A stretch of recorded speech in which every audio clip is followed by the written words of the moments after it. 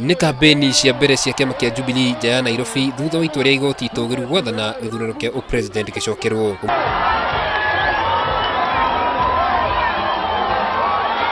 Muthi President Uhuru Kenyatta na munini wake William Ruto matwara kambeni kaunti-inĩ ya Nakuru. Akaenda kotini na akasema ya kwamba yeye alishinda, mimi na ndugu yangu William tulipatiwa kura na vifaranga ya kompyuta. Sijui kama mlisikia hiyo.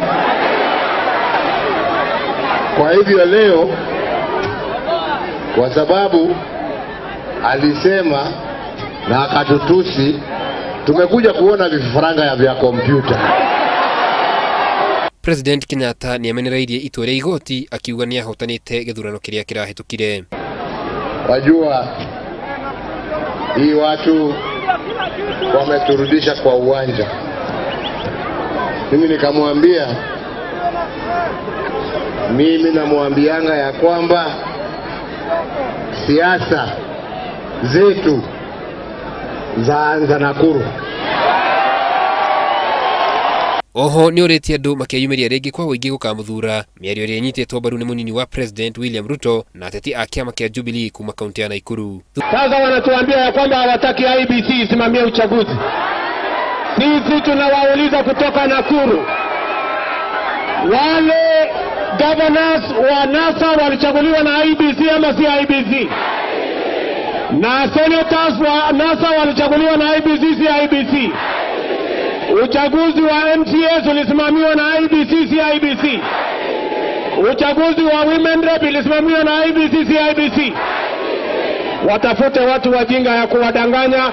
Uchaguzi wa rais utasimamiwa na IEBC. Ni kwa rais na deputy president kwa kuchagua Nakuru kuwa kikao cha kwanza cha kurudisha Jubilee kwa ofisi. Tulipatiana zaidi ya kura 600,000 na hizo kura bado tuko nazo. Wananchi wa Nakuru tuko pamoja bado. Haya, tulichagua Uhuru Muigai Kenyatta na William Ruto, na koti imesema hapana. Sasa mko tayari kutokea tena tuwachague kwa moja? Bali ya kwamba Wakenya 45 million will go to a vote and 4 people without any provisions of the law wanaweza keti chini na kubadilisha Kenya. Thutha President ni athire mwena wa Narok gũtwarithia kambeni ciake na mbere. Ngĩribotera Inooro TV njĩtagwo Karũga wa Mwangi.